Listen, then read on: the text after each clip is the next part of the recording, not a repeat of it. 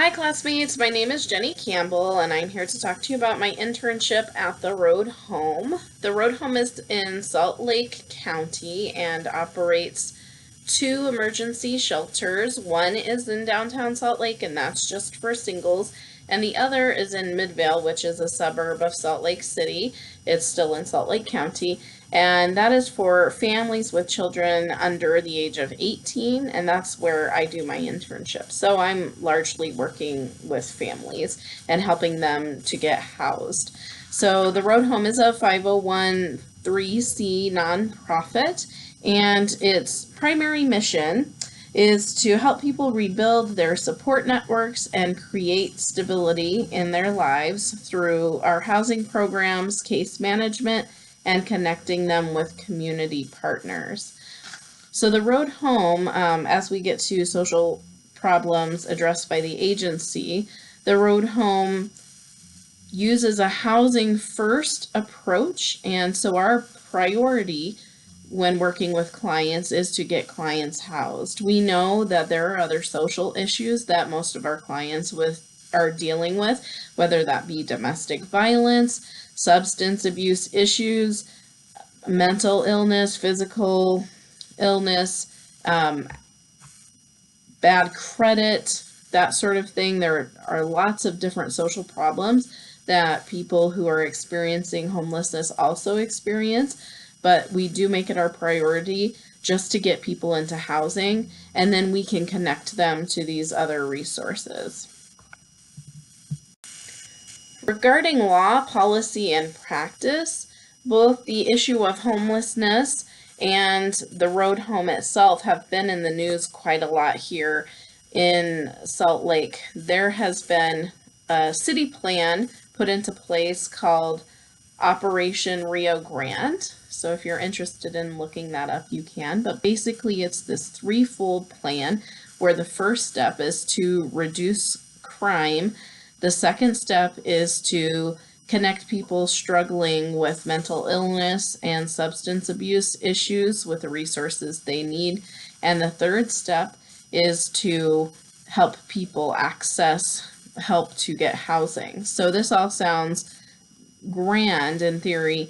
Unfortunately, it hasn't been great in practice. There have been some issues where, for example, in step one, where they're trying to reduce crime, police officers in Salt Lake City have been IDing people on the streets, which is actually unethical and unconstitutional. You, as a U.S. citizen, you do not need to carry your ID around at all times unless you're committing a crime. But and then another thing is all these homeless encampments have actually been cleared out, and one act that really received a lot of criticism is a park downtown called Pioneer Park.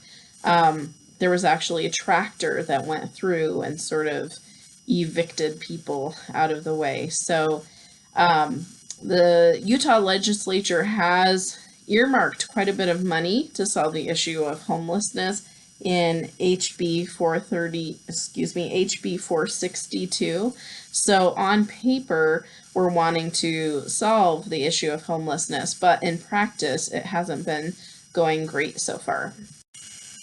Regarding governance, the Road Home has a board of trustees, and there are quite a few people on this board of trustees. The thing that I find concerning with that is that they're basically all business people, business owners, or representatives from large businesses. Our executive director for the Road Home is on this board, but I looked up his CV, and he's actually an MBA and doesn't have any background in social services. And so looking at the board of trustees, I don't see any people on here that are from the helping profession itself, and it seems like that might be a good change to make at some point. The organization is probably similar to a lot of other organizations, or I should say the organizational structure is similar. There is an executive director. I mentioned him. He has an MBA. And then there are two major branches that branch off from there. One is sort of an operational and administrative branch, including HR and development, marketing, that sort of thing. And then the other major branch is where I would fall under, and that's the programs. So the main programs that we have at the Road Home are the two shelters that I mentioned, the emergency shelter for single men and women, and the emergency shelter for families. And then also there's a pretty large housing division. So that housing division has separate case managers and people who are working with landlords and things like that. Regarding the agency's financials, the bulk of the money comes from two major sources, and that's federal funding and private donors. So those both make up about a third of what the Road Home receives annually. The state government also contributes quite a lot, and then there are other things like United Way and local government that give small amounts. The expenses go largely to supportive shelter services, so the shelters take up pretty close to half of the funds, and then housing and rental deposit and assistance, it comes in second after that. And then there are other small things like administration and that sort of thing.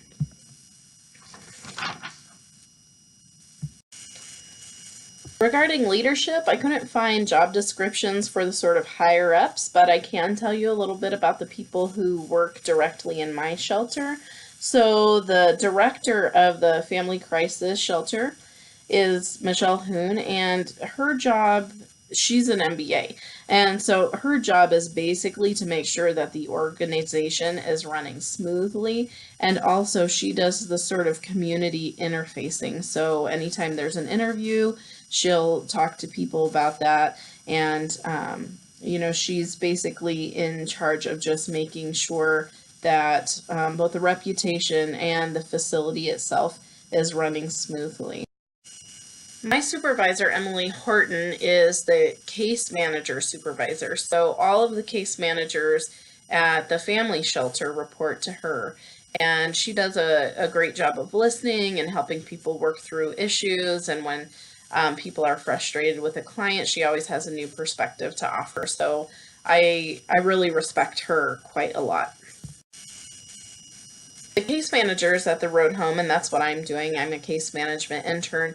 Case managers are there to help our guests access the resources they need to get into housing. So a lot of times that is getting a copy of their IDs or their social security cards or their birth certificates, helping them do housing searches, those sorts of things.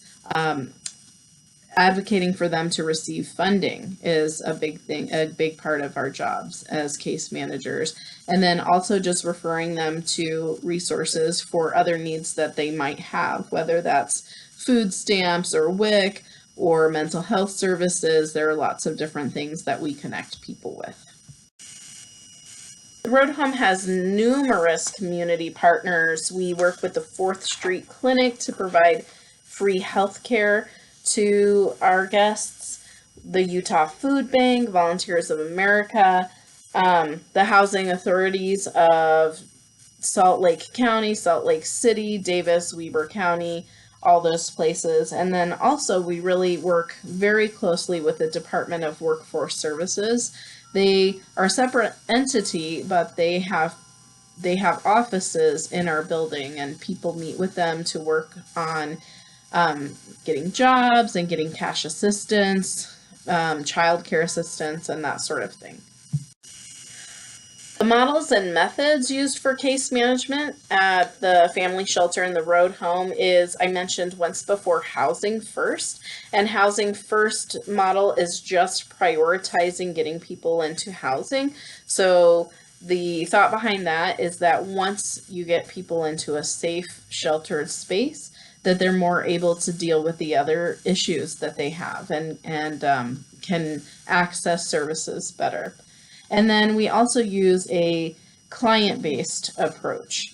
One thing to note is that most of the case managers at the road home aren't actually social workers, don't have a degree in social work. Many of them have other degrees like sociology, criminal justice, that sort of thing. So people are coming from some different backgrounds to work together and provide services for the people who are experiencing homelessness at our shelter. Regarding accountability, case managers are accountable to their clients in that they should help provide services and access to resources that they need.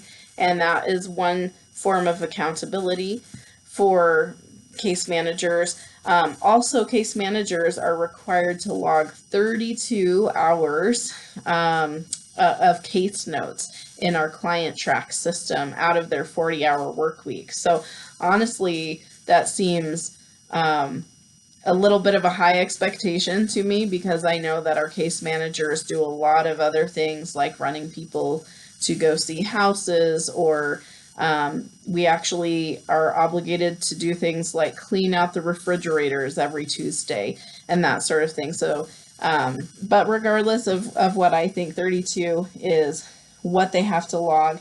And then they also do undergo annual performance reviews. So that is my agency in a nutshell. It's been pretty informative, a learning experience thus far. I'm learning a lot about the homeless population, things that I didn't experience before. And one observation that I have that I want to note, in case people aren't aware of it, is just the amazing overrepresentation of people of color in homeless shelters. People, Black Americans, and then American Indians are way overrepresented, whereas whites and Asians are really underrepresented in the homeless population. So that's been something that's given me pause, and I've really been struggling with that a bit and thinking about it. So that is the road home in a nutshell. Thank you for listening.